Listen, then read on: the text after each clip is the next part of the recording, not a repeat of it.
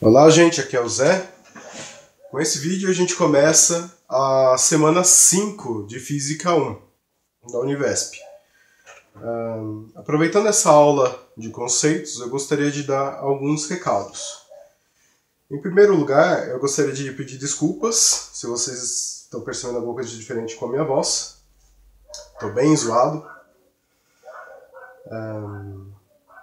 E também já vou pedir desculpa caso eu tenha que interromper o vídeo em algum momento, por alguns segundos, para resolver alguns problemas momentâneos. E aproveito para perguntar para vocês, já que eu sou novo nesse negócio de YouTube, perguntar para vocês se vocês sabem se o YouTube dá alguma licença médica para YouTubers, mesmo os iniciantes. Me avisem nos comentários, beleza? Segundo recado, exercícios de apoio. Quando eu vou preparar essas aulas para vocês, tanto as aulas de conceito quanto as atividades, eu inicio, como eu já tenho alguma experiência com conteúdo, eu inicio resolvendo as atividades. As de avaliação e depois as de apoio. Caso eu tenha alguma dificuldade, eu passo para o conteúdo conceitual das aulas que vocês têm acesso na Univesp, e até, se necessário, eu busco conteúdo nos livros.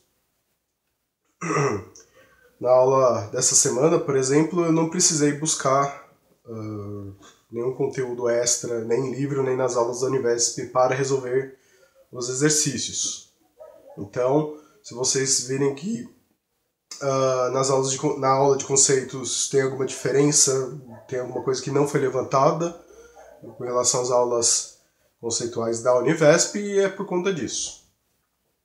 O segundo ponto dos exercícios de apoio é que, embora eu resolva todos, eu não vou gravar a resolução de todos, por uma questão de tempo. Pode não parecer, mas cada vídeo que eu produzo, média de meia hora, demora 1 hora para fazer, mesmo sem nenhum tipo de edição. Vocês devem ter percebido já que eu não faço nenhum tipo de edição, mas muitas vezes eu tenho que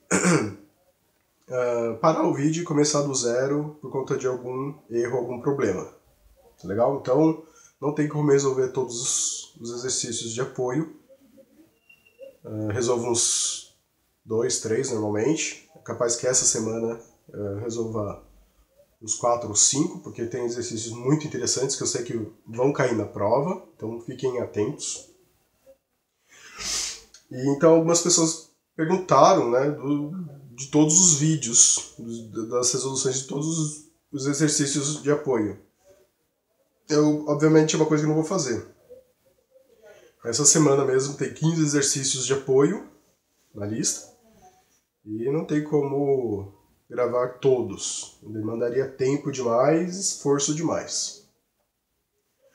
Então, além de resolver toda a lista de avaliação, eu faço alguns de apoio que eu vejo que são mais interessantes, né, que são exercícios diferentes do que contém, né, dos que estão presentes na lista de avaliação. A ideia é que, se você conseguir resolver todos os exercícios da lista de avaliação, você consiga resolver quase todos da lista de apoio. E se você conseguir resolver todos da lista de apoio, você vai conseguir resolver sem muita dificuldade os exercícios de avaliação. Então, fica uma outra dica. Comecem sempre pela lista de apoio, se vocês tiverem tempo suficiente, porque, como mostra a resolução, agora os gabaritos estão razoavelmente bons, embora muitas vezes apareça um ou outro errinho. O gabarito está sendo resolvido passo a passo, não é simplesmente resultados jogados como era até os bimestres passados. Bom, essa semana a gente finalmente conseguiu abrir o grupo do Telegram. O Telegram, ele é um messenger que nem o WhatsApp, mas ele tem algumas funções e algumas particularidades bem interessantes. A gente tinha 2 grupos do WhatsApp, grupos que eu tenciono encerrar em algum momento, quando todo mundo tiver migrado para o Telegram. O WhatsApp tem um limite razoavelmente baixo de participantes, 256, 257, e o Telegram é cerca de 10 mil. Então por isso que a gente está fazendo essa mudança. Então se você não teve a oportunidade de se juntar ao grupo do WhatsApp, eu vou deixar o link de convite na descrição desse vídeo e vocês podem utilizar o Telegram. Se não me engano, caso vocês não queiram usar o Telegram no celular, eu acredito que tem como usar só via web, mas eu não tenho certeza disso, então não criem expectativas. Com relação às regras, para quem não sabe, as regras desses grupos são as regras que normalmente são levantadas, né, são utilizadas por quase todos os grupos. Não pode postar assuntos alheios aos estudos, assuntos políticos, assuntos religiosos, qualquer tipo de opinião que vá além da função educativa aqui do nosso grupo, do nosso canal. Piadas também, esse negócio de dar bom dia, etc. Muitas vezes é uma questão de educação, mas acaba fazendo com que certos questionamentos, certas mensagens importantes acabem ficando perdidas no meio de tanta confusão. Então eu pediria a vocês que não coloquem tantas mensagens para não bagunçar muito. Bom, tem algumas outras regras, mas assim que vocês entrarem no grupo, elas estão na descrição. São poucas regras, mas fundamentais. Os objetivos desse grupo do Telegram é principalmente, não excluindo alguns outros objetivos, né, secundários, mas os objetivos principais são a divulgação dessas aulas, assim que eu consigo fazer o upload dessas aulas no YouTube, eu aviso, postando o link no grupo. Então quem não está inscrito ainda no canal, não é obrigado a se inscrever, eu não faço questão nenhuma. Então se você não está inscrito, você não recebe o aviso. Então assim eu coloco os links no Telegram, no WhatsApp, para que vocês possam entrar diretamente no vídeo que acabou de ser lançado no YouTube. Nesse grupo também eu permito a divulgação de outros grupos, né, que trabalham com outras matérias, ou outros grupos, ou a mesma matéria, não tem problema nenhum, outros professores de física, sem problema em absoluto. Divulgação de materiais de estudo, como livro, apostilas, etc. E o que eu gostaria que vocês usassem mais, né, para quem já usa, quem já está inscrito nos grupos, é para tirar dúvida de exercícios. A gente usou muito esse canal para tirar dúvida no bimestre passado, de Física 2. Então, se não aparecem dúvidas nos grupos de WhatsApp e agora no grupo de Telegram, eu acabo entendendo que vocês conseguiram assimilar a matéria sem problema nenhum. E até aproveitando esse assunto, com relação aos exercícios de apoio, embora eu não faça resolução de todos e faça o upload no YouTube, eu tenho todos os exercícios resolvidos. Então se vocês forem resolver a lista de apoio e tiverem dúvida, não conseguirem chegar no resultado, etc., eu consigo fazer um acompanhamento e explicação pelo Messenger, né? Pelo WhatsApp ou pelo Telegram. Faço explicações, acompanhamento até vocês conseguirem sanar as suas dúvidas. O que mais?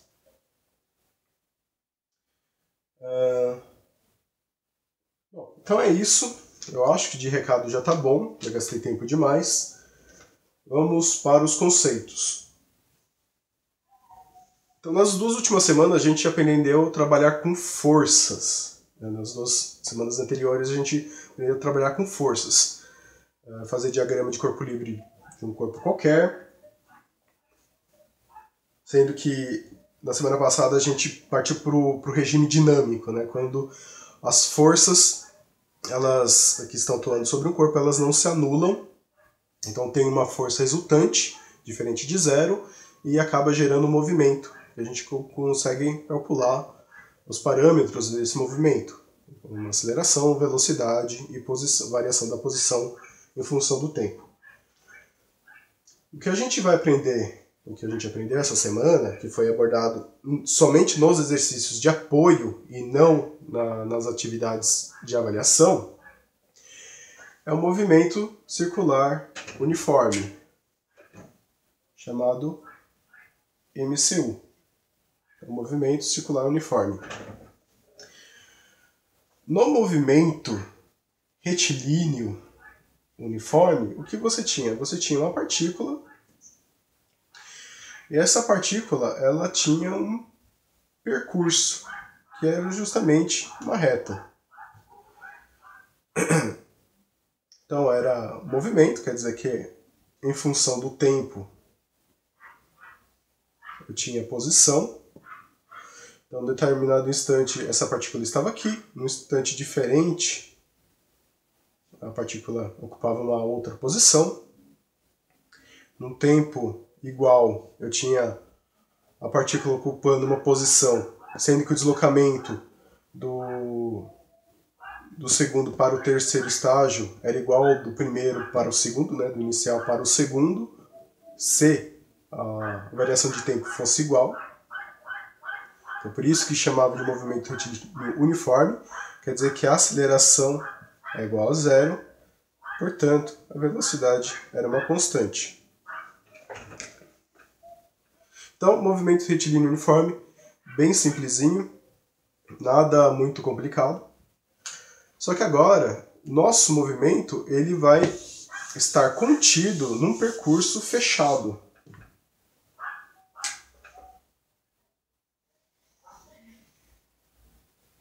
Então, imaginem que isso aqui é um círculo perfeito, não um diagrama oval. Então o meu percurso vai estar confinado num círculo. A partícula, em momento nenhum, ela estará numa posição fora ou dentro desse círculo. Quer dizer que para qualquer instante, a partícula terá ou estará ocupando uma posição cuja distância é igual ao raio desse círculo.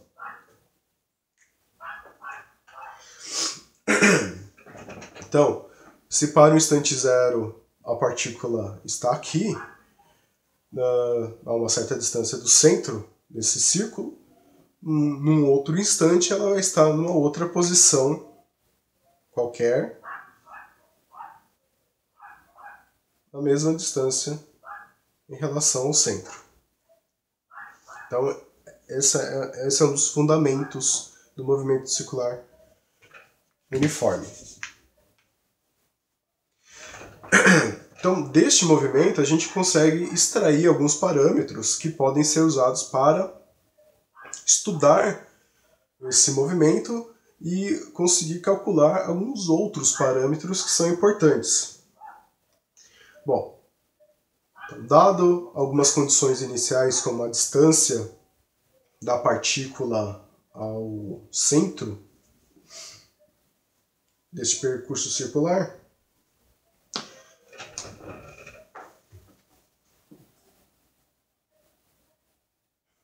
então eu vou ter como parâmetro fundamental o raio da curvatura. Também pode ser fornecida a velocidade escalar,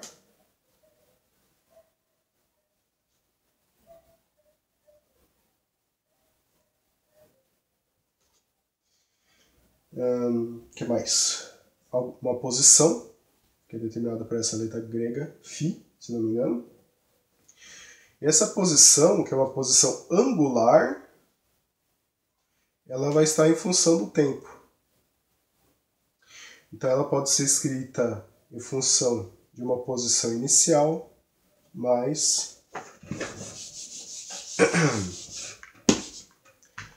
a variação em função do tempo. Desculpa. O número de voltas que foi dado. Bom, então vamos desenhar novamente o nosso percurso.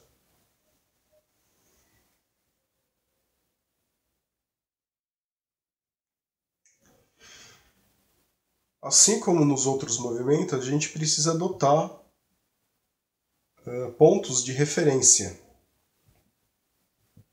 E não é anormal a gente usar o sistema de coordenadas polares, que vocês viram no início desse bimestre, para estudar o movimento circular uniforme. Pelo menos nessa semana, nos exercícios de apoio, eu não vi nenhum exercício que necessitasse obrigatoriamente usar o sistema de coordenadas polares, mas ele de uma certa maneira já está contido. Tudo bem?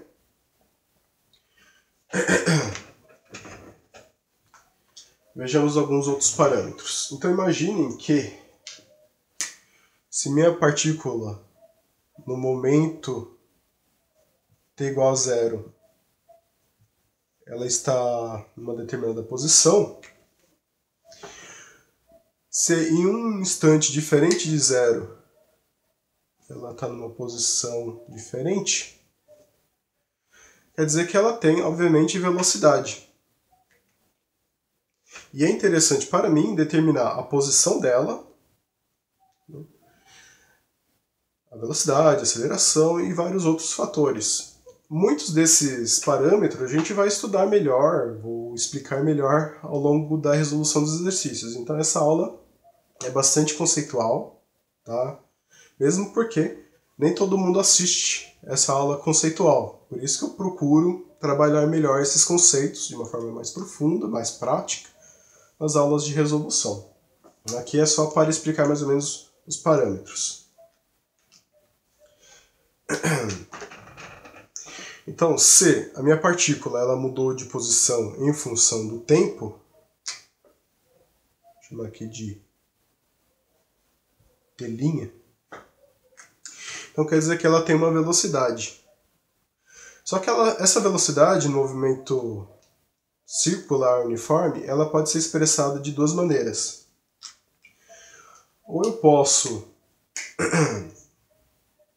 invocar a velocidade escalar, que ela vai ser dada pelo comprimento de arco que foi percorrido. Então será o ângulo, chama de φ, dividido pelo tempo. Nada de muito estranho para vocês. Então seria a distância em linha reta, né, o equivalente à linha reta deste ponto até este ponto, então seria isso. Só que obviamente passando por cima do círculo, dividido pelo tempo que demora a partícula para sair desse ponto e chegar nesse. Para calcular o φ nessa situação, melhor nem usar o φ porque vai confundir com o deslocamento angular. Vou chamar de S mesmo. Então essa variação de posição ela pode ser calculada através do comprimento de uma circunferência. Então, se vocês ainda se lembram, 2πr.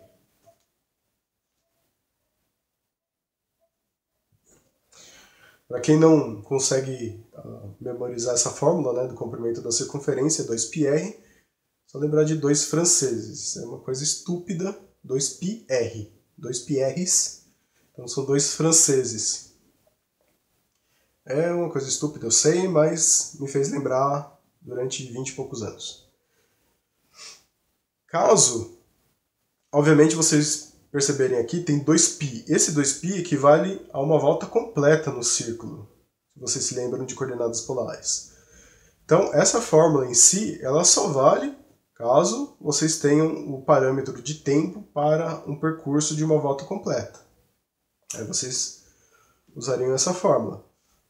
Se vocês tiverem somente um pedaço de percurso, né, um pedaço do arco, vocês vão ter que adaptar esse comprimento a esse ângulo, digamos, né, o quanto ele caminhou em ângulo. Por exemplo, se o pedaço de percurso que vocês tivessem fosse somente desse ponto até esse ponto, a sua partícula teria caminhado somente π. Vou colocar aqui é diferente, né? πr sobre t. Então percebam que vocês precisam prestar atenção no quanto do percurso, né, de uma volta completa, a partícula andou. E vocês precisam determinar esse ângulo. É claro que para realmente fazer um estudo a gente precisaria de alguns outros parâmetros. Por exemplo, justamente o ângulo que a partícula andou. Não de ângulo θ. Então, esse pedaço, esse pedaço da fórmula é justamente o ângulo em radianos que a partícula andou da sua circunferência. Então, essa é a primeira maneira de expressar a velocidade de uma partícula no movimento circular uniforme. A outra maneira é calcular a conhecida como frequência angular ou velocidade angular. Vocês vão ver melhor algumas definições de velocidade e frequência angular no próximo bimestre, quando começarem a aprender movimento harmônico. Movimento harmônico simples, movimento harmônico e algumas outras formas.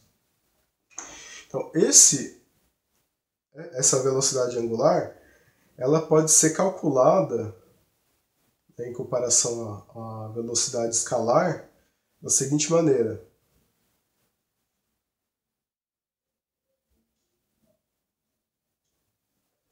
Então, vai ser a velocidade escalar dividida pelo raio. Então, consequentemente, a velocidade escalar é igual ao raio vezes a velocidade angular.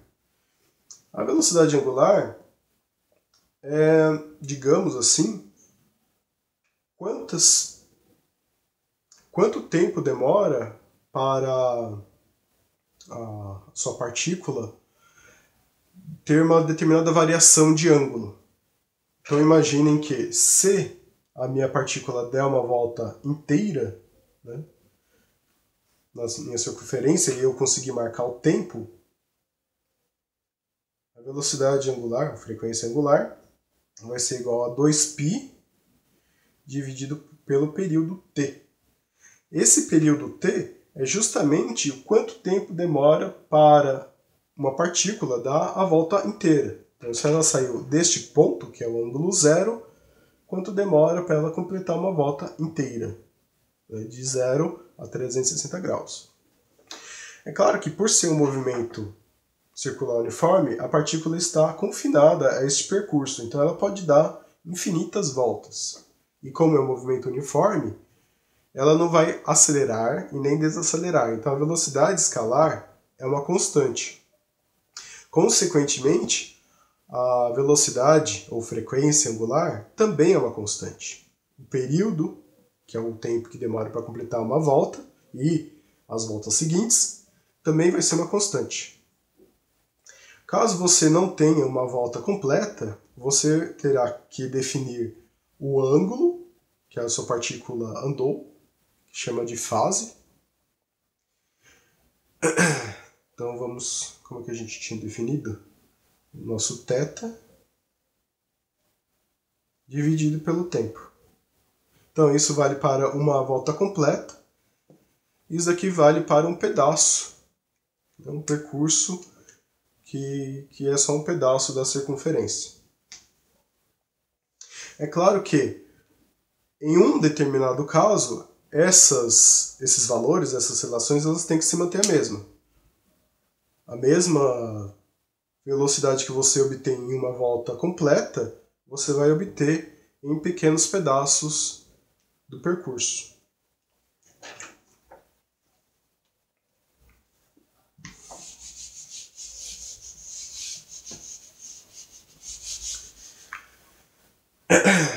Bom, a gente tinha falado de período, que ele é dado em segundos. Sistema Internacional de Unidades. Um outro parâmetro que é comum da gente trabalhar é a frequência, ou seja, quantos ciclos a partícula faz num determinado intervalo de tempo, que a gente fala ciclos por segundo. A frequência ela pode ser calculada pelo inverso do período, e ela é dada em Hertz, no Sistema Internacional de Unidades, que é a mesma coisa que falar em ciclos por segundo. Então, segundos a menos 1. Uma outra unidade que vocês podem ver também é rotações por minuto.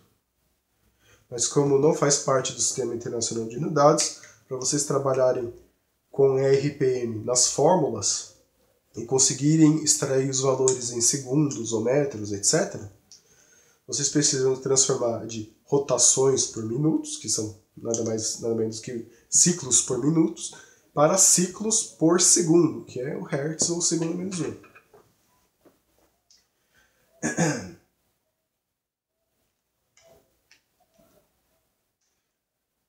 Vejamos assim. Temos só mais uns 2 ou 3 pontos para comentar antes de encerrar essa aula. O primeiro é com relação às voltas, digamos assim.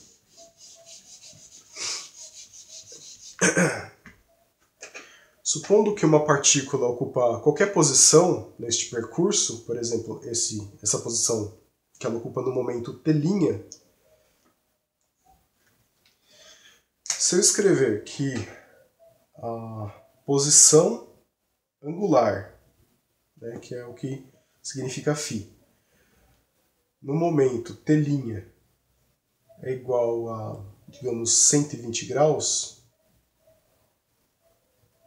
normalmente ele é expresso em radianos, mas vamos deixar assim. No momento t' mais um período, a posição tem que ser exatamente a mesma. E lembrem-se, a partícula está confinada neste percurso circular. Como é um movimento uniforme, não há aceleração e nem desaceleração. Então, qualquer que seja a posição que a partícula ocupa em um determinado instante, se você somar esse instante qualquer mais um período, que é o tempo que demora para dar uma volta, a partícula tem que voltar à mesma posição. Então, a gente pode escrever assim.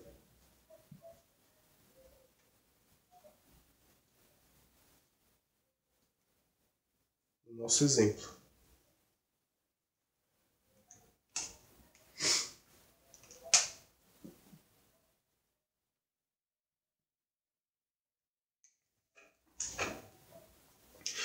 Então, a posição num instante qualquer mais um múltiplo inteiro vezes o período vai sempre voltar para a mesma posição t'. Então, isso vale também para a posição inicial. Se a posição inicial for 0,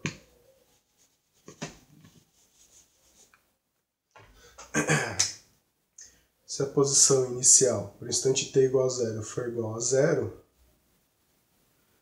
Então a posição para qualquer múltiplo do período, a partícula tem que voltar para a posição zero, ou para qualquer outra posição que ela esteja ocupando no instante t igual a zero. Então vamos dar mais um exemplo.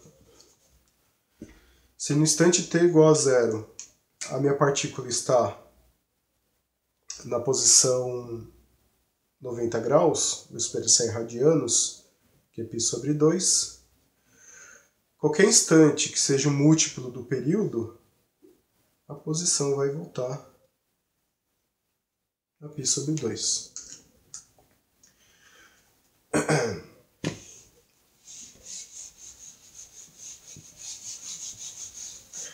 Bom, para encerrar, a gente precisa falar sobre aceleração e força. Bom, eu tinha acabado de falar que não tem aceleração, mas a aceleração que eu estava me referindo era a aceleração relacionada à velocidade escalar. Se a velocidade escalar é constante, a aceleração, que é igual a derivada da velocidade em relação ao tempo, ela necessariamente e matematicamente será igual a zero. Derivada de uma constante é zero. Só que tem um outro problema. Não existe somente uma aceleração. Existe pelo menos mais uma aceleração, que é a aceleração centrípeta ou aceleração centrífuga. A aceleração centrípeta ou centrífuga vai depender da situação que você está trabalhando. A aceleração centrífuga é uma aceleração que faz com que a partícula fuja ou tenha tendência a fugir desse percurso para fora. Então, usando essa figurinha aqui, a aceleração centrípeta ela estaria apontando nessa direção.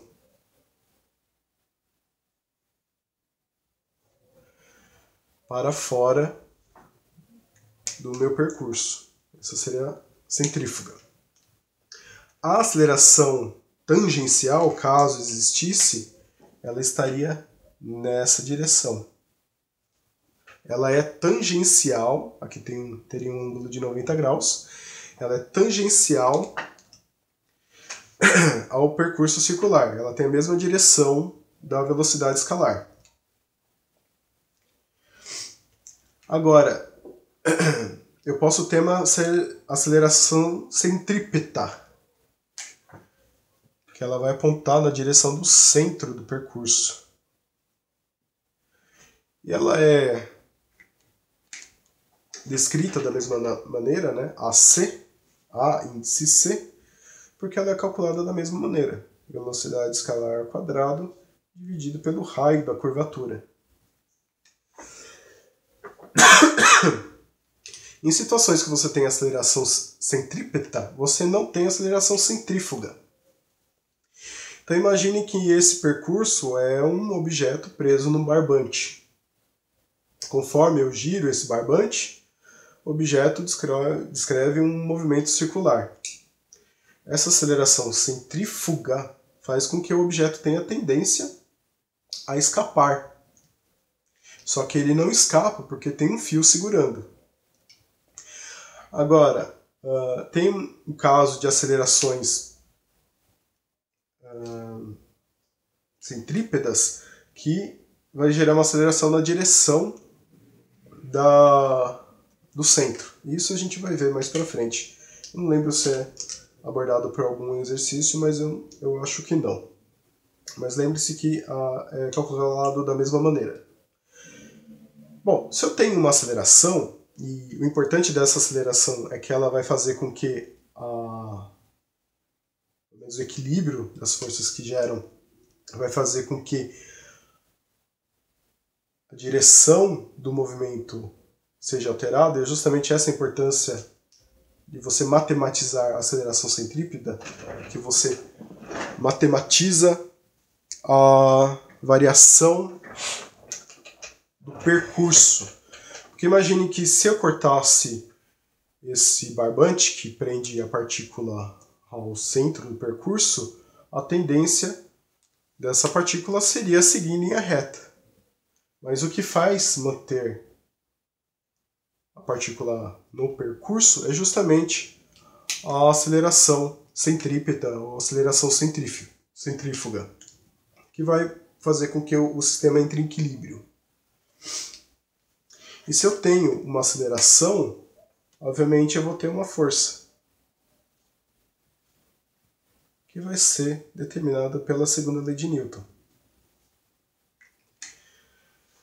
Calculando essa força, que estará em função da massa do objeto que está em movimento, do objeto ou da partícula, vezes essa aceleração centrífuga, eu consigo determinar qual é a força que está fazendo com que o percurso da partícula seja alterado e que mantém ele nesse percurso circular. Vocês devem se lembrar da primeira lei de Newton, que o objeto ele só tem o seu percurso alterado quando existe uma força incidindo. Por exemplo, isso entra até no conceito de impulso.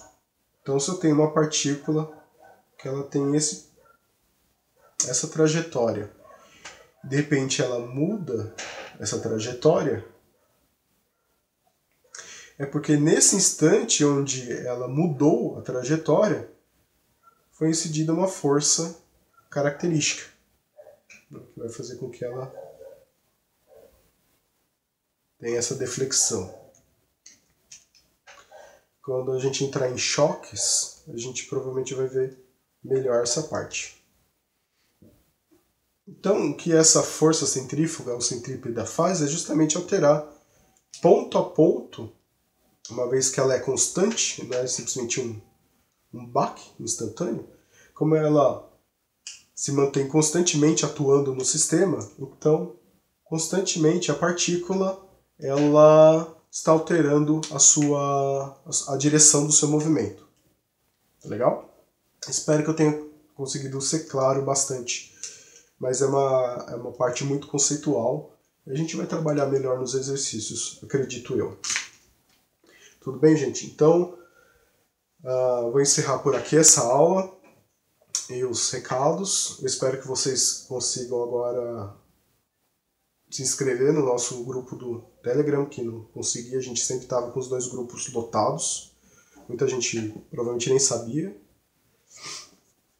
Espero que vocês coloquem suas dúvidas lá, que utilizem bastante esse serviço que a gente disponibilizou para vocês. Legal? Então eu agradeço pela atenção, eu agradeço pelo número de inscritos e agradeço novamente a todos e qualquer pessoa que esteja ajudando na divulgação do nosso trabalho. Tá legal? Então a gente se vê no próximo vídeo já com a resolução dos exercícios de avaliação. Até mais, um abraço.